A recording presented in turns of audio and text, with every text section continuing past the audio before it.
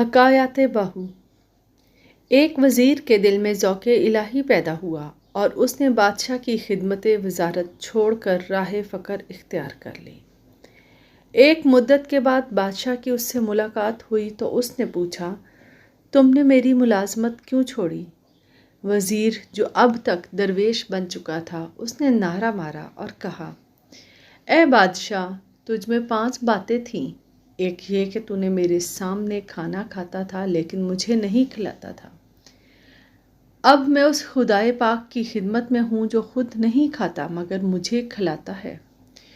دوسری بات یہ کہ میں تیرے سامنے کھڑا رہتا تھا لیکن تو نے مجھے کبھی بیٹھنے کو نہیں کہا۔ اب میں اپنے پروردگار کی خدمت میں ہوں تو وہ مجھے 4 رکعت کی نماز میں 2 دفعہ بٹھاتا ہے، جس سے مجھے اس کی عبادت کرنے میں آسانی ہوتی ہے۔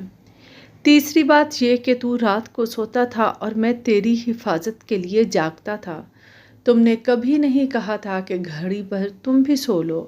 اب میں اپنے پروردگار کی خدمت میں ہوں تو وہ خود نہیں سوتا بلکہ میری حفاظت کرتا ہے اور میں سوتا ہوں۔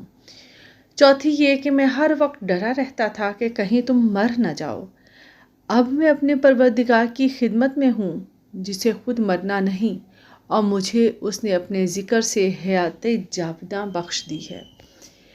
5ویں بات یہ کہ میں ہر وقت ڈرا رہتا تھا کہ اگر مجھ سے کوئی غلطی ہو گئی تو مجھے سزا دے گا۔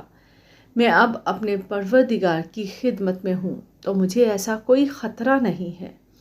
اگر مجھ سے کوئی خطا ہو بھی جاتی ہے تو میں توبہ استغفار کر لیتا ہوں اور وہ مجھے بخش دیتا ہے۔